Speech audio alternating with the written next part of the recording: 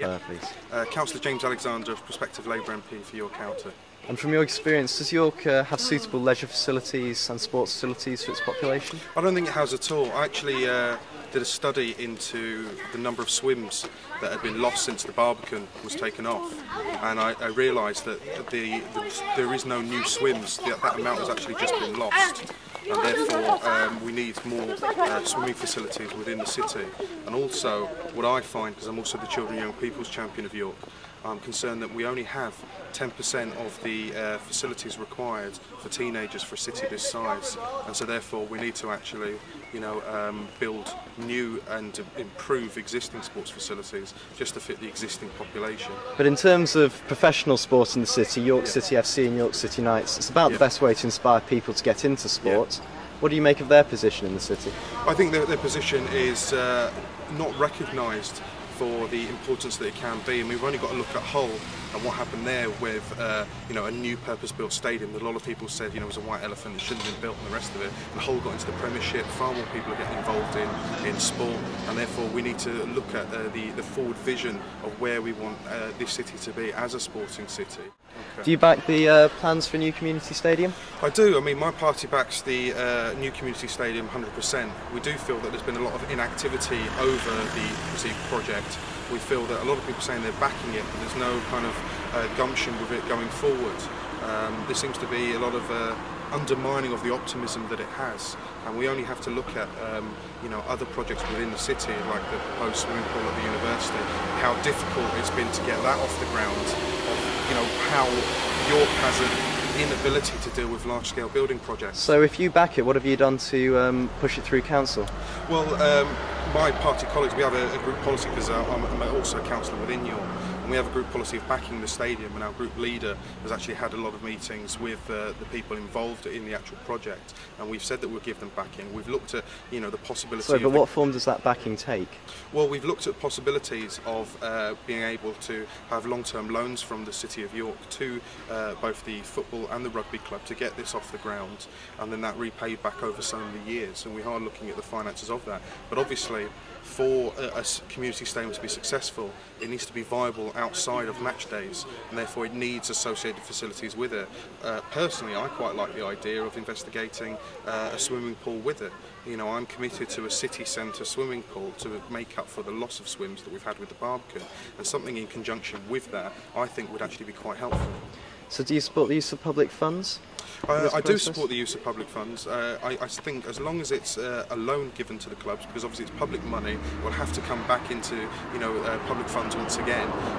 But it has to have that long-term vision and business plan. So sorry, just to emphasise that, if you're building a community stadium, you feel that the funds should be only as a loan rather than as a grant towards a sort of cultural amenity for the city? It definitely depends on the business plan within that. I'm not privy to that. I think that it should be a loan. However, if it seems to be sustainable, if it seems to generate the local economy, then why not give it, at least some of that as a grant? But it depends on how that business plan operates and whether it's viable. If it's not viable, we can't use public funds to put it forward. The latest report from the City of York Council emphasised the fact that unless substantial progress, essentially a complete commitment to build, was made by May 2012, that the future of the football club was very much in threat. Essentially, unless we get a new stadium within a couple of years, we're going to be losing the professional sports teams in the city. I'm not surprised by that at all.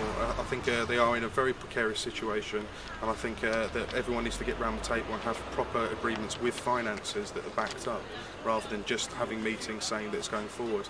The project officer for the possible stadium has come along to a lot of meetings. He's talked about it. He wants to get it off the ground. And there just seems to be a lack of will and vision within the council to move that forward. And I have to admit, even though I'm a Labour member and I'm a prospective Labour MP, I think a lot of that also comes down to difficulties between different political parties.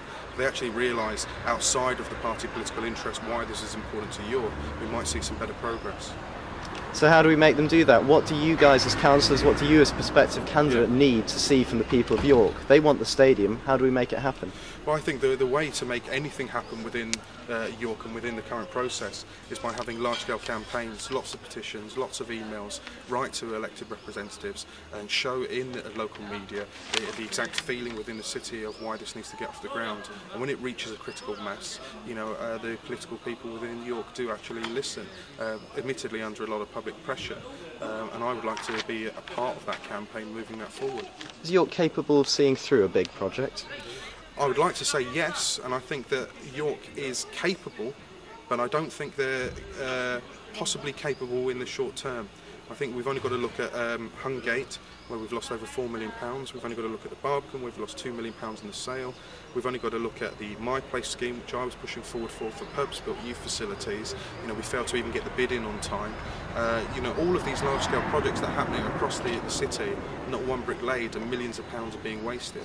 So I think unless there's a change in the culture of these large-scale schemes, we're not going to move beyond that.